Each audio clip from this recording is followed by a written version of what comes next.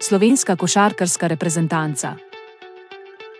Ang Slovenia Men's National Basketball Team ay kumakatawan sa Slovenia sa mga internasyonal na kompetisyon sa basketball.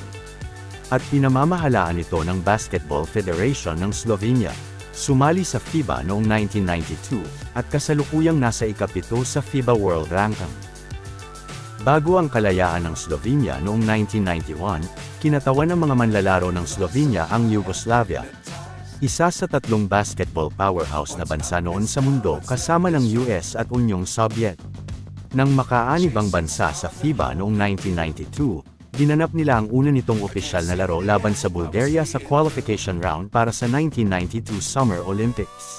Makikita ang mabilis na pag-angat ng Slovenia sa world ranking para maabot ang ika-7 pwesto sa kasalukuyan sa FIBA World Cup.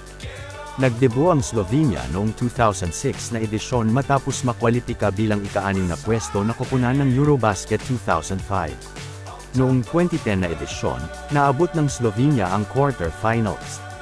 Ang kanilang pinakamataas na kabuuang pagtatapos ay ika-7 pwesto noong 2014. At mula 1992 Olympic hanggang 2016 hindi man lamang sila na-qualify, maliban sa nakaraan Tokyo Olympic kung saan sila naging pang-4. Sa Eurobasket, ang Slovenia ay hindi umabot sa knockout stage ng kompetisyon hanggang sa 2005. Noong 2009, ang Slovenia ay umabot sa semifinal sa unang pagkakataon matapos manalo sa Croatia. Dumating ang kanilang swerte noong 2017, pinangunahan ng veteranong Goran Dragic na tinanghal na MVP at nakuha nila ang unang kampyonato sa Eurobasket.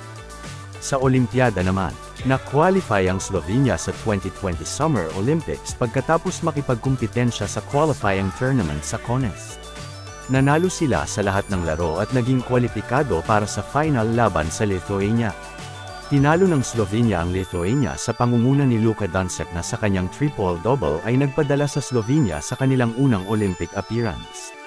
Si Doncic ay naiproklama rin bilang MVP ng paligsahan.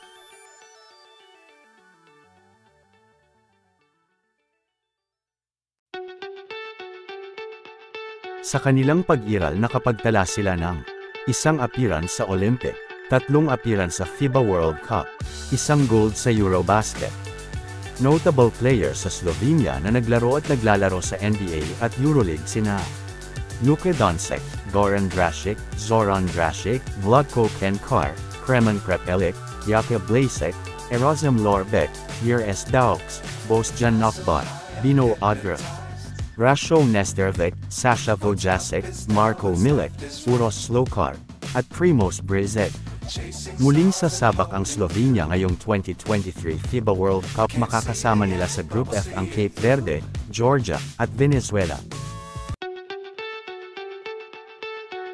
Thank you for watching. Subscribe, like and share.